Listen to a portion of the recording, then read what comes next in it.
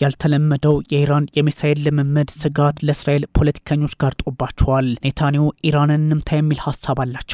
ለኢራን ድንገተኛ ጥቃት ልትሰነዝር ነው፣ አሜሪካም ትጠንቀቅ የሚሉ መረጃዎች መውጣታቸው ደግሞ ለሰላም ፋታ የለሹ ቀጠና ዳግም ወደ ጦርነት እንዲሉ በር ይከፍታል። ቤንጎሪያኑና አያቶላዎቹ ጉዳዩን አርግቡት፣ ቆም ብላችሁ አስቡ የሚላቸው እንደሌላቸው ማሳያ ነው። እስራኤልና ኢራን ዳግም ወደ ጦርነት የሚገቡበት አጋጣሚ እንደሚፈጠር ማሳያው የጠቅላይ ሚኒስትር ቤንያሚን ኔታንያሁ ጉዞ ወደ አሜሪካ የሚለውም ሆኗል። ኔታንያሁ ለፕሬዚዳንት ዶናልድ ትራምፕ ኢራንን እንዴት ማጥቃት እንዳለባቸው ሀሳብ ያቀርባሉ።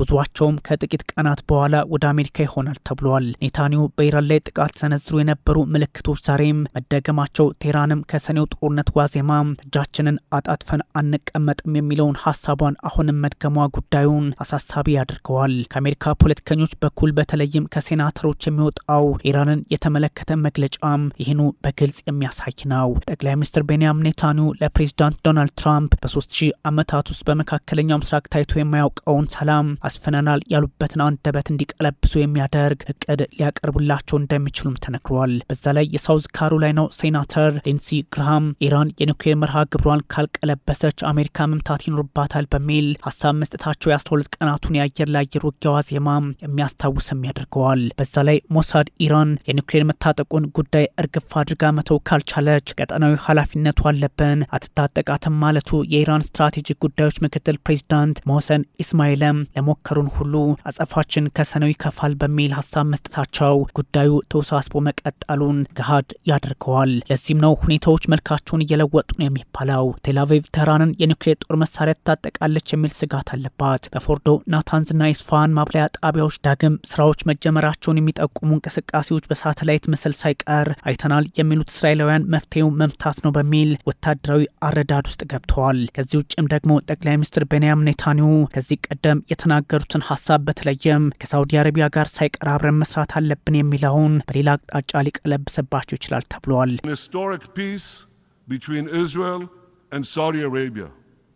በእስራኤልና በሳውዲ አረቢያ መካከል የሚኖር ታሪካዊ ሰላም የእስራኤል አረብ ግጭት እንዲቋጭ ረዥም መንገድ ይወስዳል። እንዲህ አይነቱ ጉዳይ ሌሎች አረቦች ከእስራኤል ጋር ያላቸውን ግንኙነት ዳግም ሲያስተካክሉ በር ይከፍታል። በሳውዲ አረቢያና በእስራኤል መካከል ሰላም ሲወርድ የሚሆነውን ተመልከቱ። ሁሉም መካከለኛው ምስራቅ ይለወጣል። ኢራን ከ12 ቀናቱ ጦርነት ወዲህ ዳግም ግንባታ ውስጥ ከገባች አሜሪካን ብትሆን ጥቃት እንደምትሰነዝር በፕሬዚዳንቷ ዶናልድ ትራምፕ አማካኝነትም መናገሯ የሚዘነጋ አይደለም። ምንም እንኳን እስራኤልና አሜሪካ አብረው በኢራን ላይ ጉዳት አድርሰዋል ቢባልም ቴህራን አሁንም አቶሚክ ቦምብን በጥቂት ጊዜያት ውስጥ መታጠቅ የሚያስችላትን ቴክኖሎጂ እንዳሟላች ይነገርላታል። ቢያንስ እንኳን ከሩሲያ ቴክኖሎጂውን ተውሳ መታጠቅ የምትችልበት እድሏ መስፋቱ ኔታንያሁን አስጨንቋቸዋል ተብሏል። ኔታንያሁና ትራምፕ በፍሎሪዳ በሪፐብሊካኑ ቅንጡ መኖሪያቸው ማር አላጎ በቅርቡ ይገናኛሉ ተብሎ ይጠበቃል። እስራኤል ኢራን የኒውክሌር ጦር መሳሪያን መታጠቁ የህልውና አሊያም በመካከለኛው ምስራቅ የመኖርና ያለመኖር ጉዳዩ ሆኗል። በዛ ላይ ቴህራን የምታመርተውና የታጠቀቻቸው ባሊስቲክ ሚሳይሎች በቀላሉ እስራኤልን መምታት የሚችሉ የሆኑ መምጣታቸው የሁለቱ አገራት ውጥረት አስከፊ ሊሆን እንደሚችል ይገመታል። ስማቸው ለጊዜው ይቅር የተባሉ የእስራኤል የደህንነት ምንጮች በሰኔው ጦርነት የኢራን ሚሳይሎች ሁሉንም መከላከል አለመቻላችን ብሔራዊ ስጋት እንዳለብን ከማስረጃ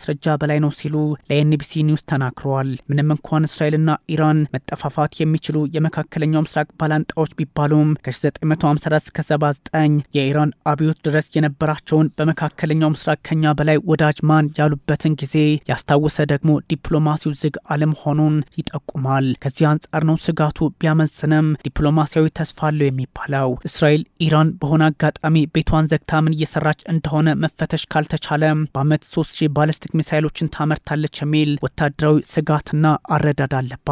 የእስላማዊ ሪፐብሊካን ኢራን አብዮታዊ ዘብ አይአርጂሲ ደግሞ በቀጠናው ላይ በተለይም በቴህራን ፖለቲካ ውስጥ እስራኤል ለመግባት የምትሄድበትን ርቀት እዛው ለማስቀረት አማራጩ ይህ ብቻ ነው የሚል አረዳድ እንዳለውም ተነግሯል። በሁለቱም ኃይሎች በኩል ያለው ወታደራዊ ዛቻዎች ዳግም ከሰኔው ጦርነት የባሰ ውጥረት ውስጥ ሊገቡ እንደሚችሉ ምስክር ሆኖ ተመዝግቧል።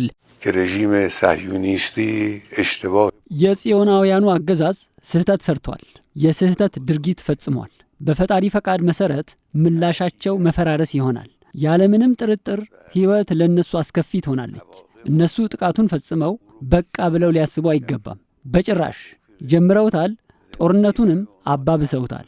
کار رو اونها شروع کردند አያቶላዎቹ 500 ባሊስቲክ ሚሳይሎችንና 1100 ሰው አልባ አውሮፕላኖችን በእስራኤል ላይ ማዝነባቸውን የሚያስታውሱት ወታደራዊ አዋቂዎች ዳግም ወደ ውጥረት ከገቡ አገራቱ ይጠፋፋሉ፣ ትላልቆቹ የዓለም ፖለቲካ ተዋናዮችም ይሳተፉበታል፣ ጉዳዩ ቀላል አይሆንም እየተባለ ይገኛል። ዋሽንግተን ፖስት ኔታንያሁና ትራምፕ እስከ የካቲት ድረስ ባለው ጊዜ በኢራን የኒውክሌር ማብለያ ጣቢያዎች ላይ ከባድ ጥቃት ስለመሰንዘር የዛሬ ዓመት ገደማ ተነጋግሮ ነበር። በዛ ቅኝት ውስጥ በመሆን ቴህራንን ጫና ውስጥ ለማስገባት ሲሰሩ ቆይተዋል። አሁንም ያን ጊዜ ይደግሙታልም ተብሏል። የካቲት ላይ ትራምፕና ኔታንያሁ በኢራን ላይ ምን አይነት ጥቃት መሆን እንዳለበት በአራት አማራጮች ላይ መከሩ። በተወሰነ መንገድ አብረው ተጉዞበታል በሚል ሀሳቦች ተጋርተዋል። በወቅቱ የነበሩ ውጥኖች አሁንም የማይቀጥሉበት አጋጣሚ የለም ተብሏል። እስራኤል መራሽ ጥቃት በጥቂቱ አሜሪካ እጅ ያለበት ሙሉ ትብብር፣ አሜሪካ የምትመራው ጥቃት በኢራን ላይ አራቱ በሰዓቱ የተቀመጡ እቅዶች እንደነበሩ የሚዘነጋ አይደለም። ከጉዳዩ ጋር ቅርበት ያላቸው ምንጮች ትራምፕና ኔታንያሁ ከቀናት በኋላ ሲገናኙ የሚወያዩት በተመሳይ እቅድ ላይ ነው የሚል መረጃም አጋርተዋል። ኔታንያሁም ቢሆኑ ኢራንን ከመምታት ወደ ኋላ አይሉም። ፕሬዚዳንት ዶናልድ ትራምፕም ያለ አሜሪካ ፈቃድ ቴህራን ወደ ኒውክሌሩ ከተመለሰች ጣቢያዎቹ ሁሉ ይመታሉ፣ የአያቶላዎቹ ፖለቲካ መቀጠሉንም እንጃ ማለታቸው ኢራንም በየትኛውም መለኪያ ምላሽ ይከፋል ማለቷ አይነጋለት ያለው መካከለኛው ምስራቅ እንዲሉ እያደረገ መጥቷል። የአሜሪካው ማዕከላዊ እዝ ሴንትኮም ኢራን የምታደርገው የሚሳይል እንቅስቃሴ ድንገተኛ ጥቃት ለመሰንዘር እንደሆነ ማወቅ አለበት የሚል መረጃም ደርሶታል። ኢራን ያልታሰበ ጥቃት ለመሰንዘር ሽፋን አድርጋ የምታደርገው የሚሳይል ልምምድ በአይነ ቁራኛ መመልከት ሴንትኮም እንዳለበት ተነግሮታል። የእስራኤል ጦር አዛዥ አስገንዝበውታል። ምንም እንኳን አሜሪካ የኢራንን እንቅስቃሴ በቅርበት የተከታተልኩት ነው ብትልም የማዕከላዊ እዙ ኃላፊ ወደ ቴልአቪቭ ተጉዘው ስላለው ችግር ሳይወያዩ አልቀረም የሚል መረጃም ተጋርተዋል። ሌትናንት ጀነራል ኤያል ዛሚር በቅርበትም በርቀትም የትም ቦታ ጠላት ባለበት ሁሉ እስራኤል ጥቃት ሰነዝራለች ማለታቸው ይህን ውጥረት በግልጽ የሚያሳይ አድርገዋል። በተመሳሳይ ኢራንን የመምታት ውጥን እንዳላቸውም አመላክተዋል። የኢራን የሚሳኤል ስጋት የማይቀር በመሆኑ ቁርጠኛ የሆነ ምላሽ መስጠት እንዳለባት የቀድሞ የባህር ኃይል አዛዥ ለእስራኤል ፖለቲከኞች መናገራቸውም ደግሞ እንደዚሁ አነጋጋሪ ጉዳይ ሆኗል።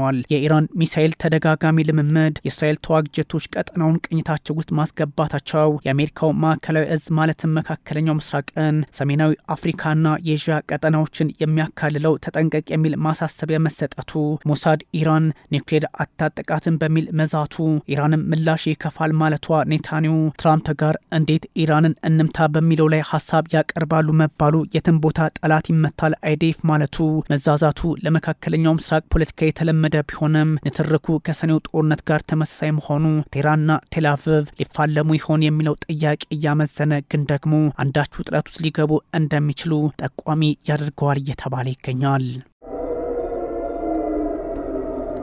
እስራኤል በኢራን ላይ ጥቃት ልትሰነዝር መሆኑ ተነገረ። ከዚህ ውጭም ኢራን በሙሉ ዝግጅቴን አጠናቀቅ እየተጠባበቅኩ ነው አለች። ከዚህ ባሻገርም ጠቅላይ ሚኒስትር ቤንያሚን ኔታንያሁ ወደ አሜሪካ ሊጓዙ ነው። አሜሪካ ተጉዘው ከፕሬዚዳንት ዶናልድ ትራምፕ ጋር ኢራንን እንዴት እንምታ በሚለው ጉዳይ ላይ ይመክራሉ ተብሏል። ይህ ደግሞ ፖለቲካዊ አንደምታው ምንድን ነው የሚለውን እንዳስሰዋለን። ከዚህ ውጭም ደግሞ የኢራን አብዮታዊ ዘብ ኃይል IRGC በጉዳዩ ላይ መግለጫ ከመስጠት ባሻገር ዝግጅቱን ማጠናቀቁ በግልጽ ተቀምጧል። የኢራን ኃይሎች የሚሳኤል ጦር ልምምድ አድርገዋል። የአሜሪካው ማዕከላዊ ሴንትኮም በተጠንቀቅ እንዲቆም ጥሪ ቀርቦለታል። እስራኤልና ኢራን ወደማይቀረው ጦርነት ሊገቡ እንደሆነ በግልጽ የሚያሳዩ መረጃዎች መውጣታቸውን ቀጥለዋል። እነዚህን ጉዳዮች በዝርዝር የምንመለከታቸው ይሆናል።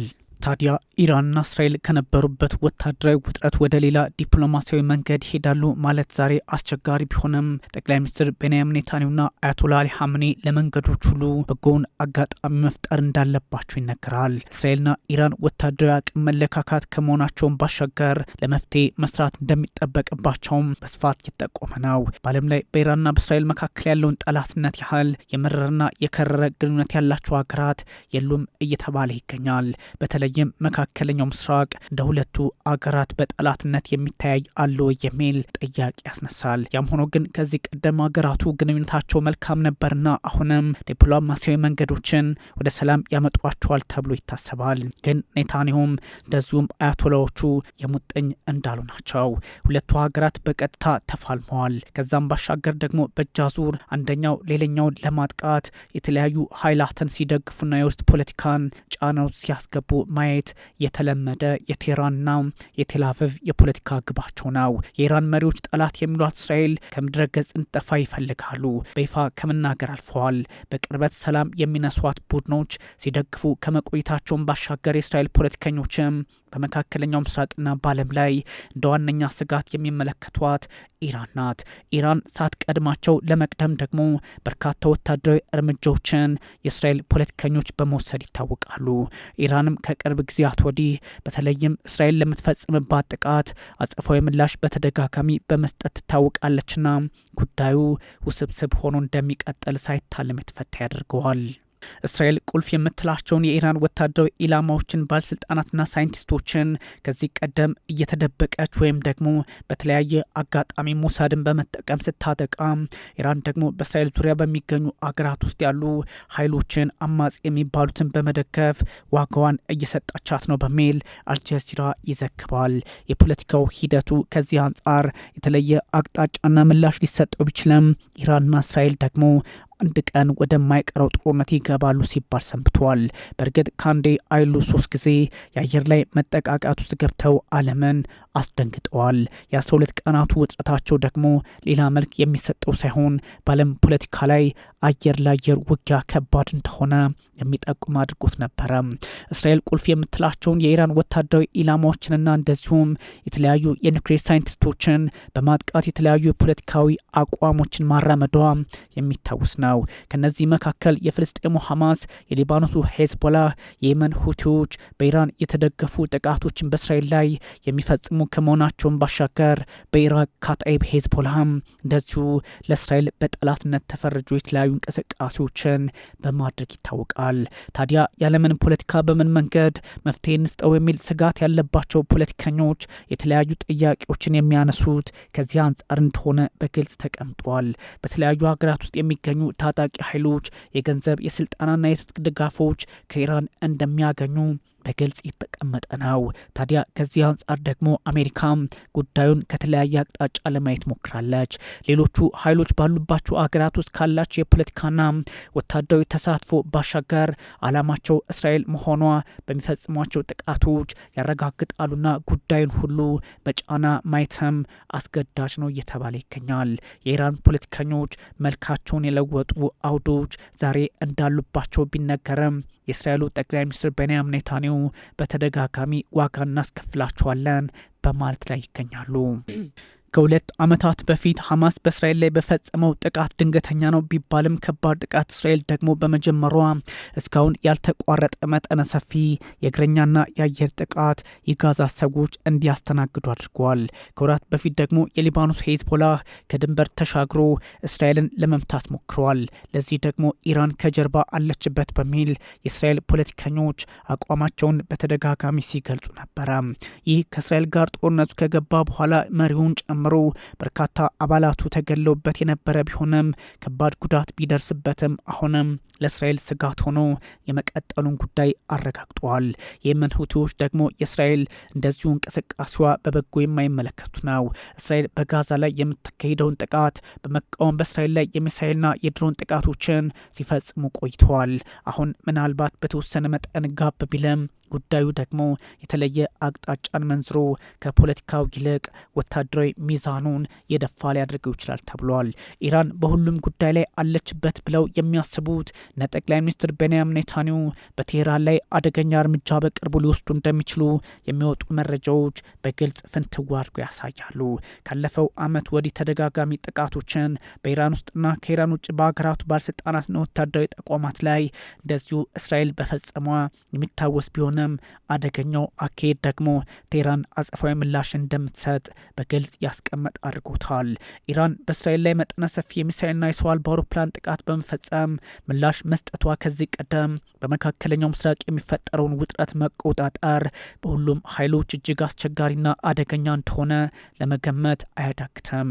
ፕሬዚዳንት ዶናልድ ትራምፕ ደግሞ ጠቅላይ ሚኒስትር ቤንያሚን ኔታንያሁ በሰጧቸው ልክ ሰፍተው ኢራንን መምታት መሞከራቸውና መምታታቸውም አንዳች አሉታዊ አስተዋጽኦ እንዳላቸው የሚጠቁም ነው በሚል አያቶላዎቹ በተደጋጋሚ ሲከሱ መሰንበታቸው ጉዳዩን እያወሳሰበው እንደሚቀጥል ፍንጭ ያሰጣል። በዓለም ፖለቲካ ላይ ትልቅ አውድ ያለው የፖለቲካ ንትርክ በእስራኤልና በኢራን መካከል መሆኑ ዓለምን ለተለያየ ጎራ ሊከፍል እንደሚችልም በግልጽ ተቀምጧል። ከቅርብ ጊዜ ወዲህ ደግሞ በተለያዩ የእጅ አዙር ውጥረቶች የነበሩት ኃይላት እጅግ አስቸጋሪውን ጊዜ አልፈው ፊት ለፊት የመዋጋታቸው ሚስጥር እያረጋገጡ መምጣታቸው ከኒውክሌር ጉዳይ ጋር አብሮ የሚቃኝ ሆኗል። ማነው ወታደራዊ የበላይነት ያለው በመካከለኛው ምስራቅ የሚሉ ጥያቄዎች በስፋት ሲነሱ ደግሞ አንዳንድ ደጋፊዎቻቸው ከተለያየ አቅጣጫ ለማየት ግድ ይላቸዋል። ወታደራዊ የበላይነት ብቻ ሳይሆን አሁን ቴክኖሎጂው ደግሞ የሁለቱን ሀገራት ውጥረት ሌላ አቅጣጫ እያሰጠ የዓለምን የፖለቲካ አውድና አመለካከት ፈተና ውስጥ ሊያስገባው ይችላል ተብሏል። ሩሲያን ብትሆን ኢራንን በመደገፍ እስራኤል ላይ ጫና እንደምትፈጥር የእስራኤል ፖለቲከኞች የሚያምኑበት ሆነዋል። የሊባኖሱ ሄዝቦላ ሳይቀር ከሩሲያ የጦር መሳሪያ እንደሚቀበል የእስራኤል ፖለቲከኞች ያምናሉና ጉዳዩ እጅግ አስቸጋሪ ነው። ሁለቱ ሀገራት ያላቸውን ወታደራዊ ብቃት ለማወቅ የተለያዩ ምንጮችን መጠቀም አስገዳጅ ቢሆንም አገራቱ ደብቀው ያስቀመጧቸው ወታደራዊ አቅሞች እንዳሏቸው በግልጽ የሚያሳዩ መረጃዎች መውጣታቸውን ቀጥለዋል። ዓለም አቀፉ የስትራቴጂክ ጥናት ተቋም ኢራንና እስራኤል ያላቸውን የጦር መሳሪያዎች ከዚህ ቀደም በማውጣት ፖለቲካዊ አንደምታና ወታደራዊ አካሄዱ አስቸጋሪ የሆነበትን አጋጣሚ በግልጽ ማስቀመጡ የሚታወስ ነው። መንግስታዊ እንዲሁም ማንም ሊያገኛቸው የሚችሉ የመረጃ መንጮችና ዘዴዎችን ከመጠቀም ባሻገር ወታደራዊ አቅምን ዛሬ መገዳደር የሚችል ኃይል ያለው የት ነው የሚል ጥያቄም በመነሳት ላይ ይገኛል። ያ ማለት እስራኤልና ኢራን ቢጋጠሙ መጠፋፋት እንጂ አንዱ ሌላውን አሸንፎ መካከለኛው ምስራቅ ላይ ሰላም ይኖራል ማለት እንዳልሆነ በግልጽ የሚያሳይ ያደርገዋል። ከዚህ ቀደም የስቶክሆልም ዓለም አቀፍ ሰላም ተቋምን የመሳሰሉ ድርጅቶች የሀገራቱን ወታደራዊ አቅም ለማወቅ ጥናት አድርገው ኢራንና እስራኤል ያሉበትን ወታደራዊ አቅም ማስቀመጣቸው ይታወሳል። ትክክለኛ አሃዝ አሊያም ቁጥር ማግኘት ደግሞ እጅግ አስቸጋሪ ነው።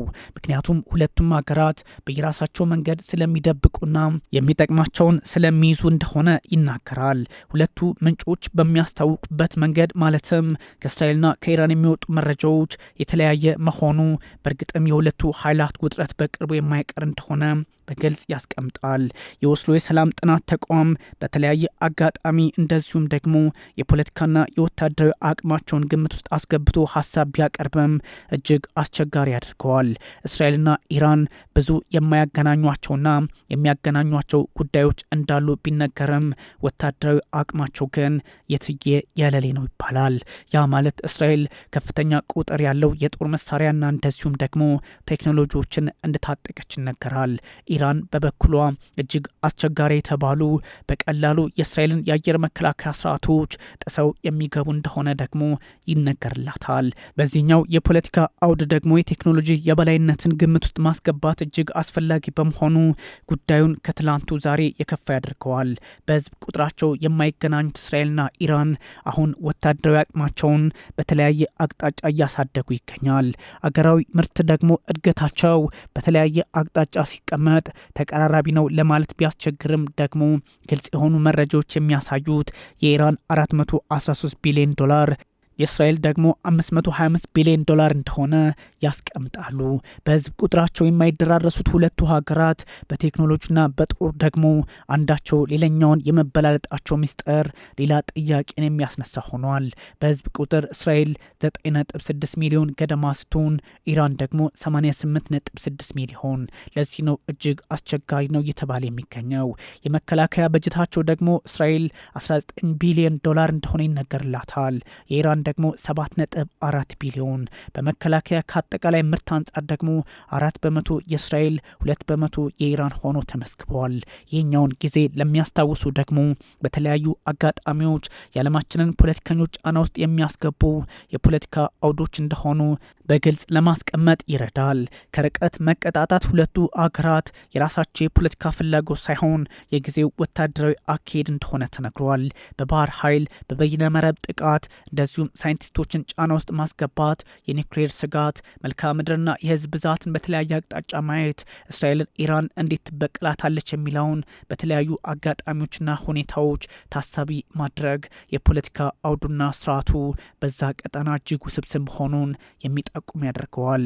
በዓለም ላይ ያሉ ፖለቲከኞችም ከዚህ አንጻር የሚያዩበትን አጋጣሚ ማየት እጅግ አስቸጋሪ ቢሆንም በዓለም ላይ ያለው የፖለቲካ ስርዓትና አውድ እንደተቀየረ የሚጠቁም ያደርገዋል ተብሏል።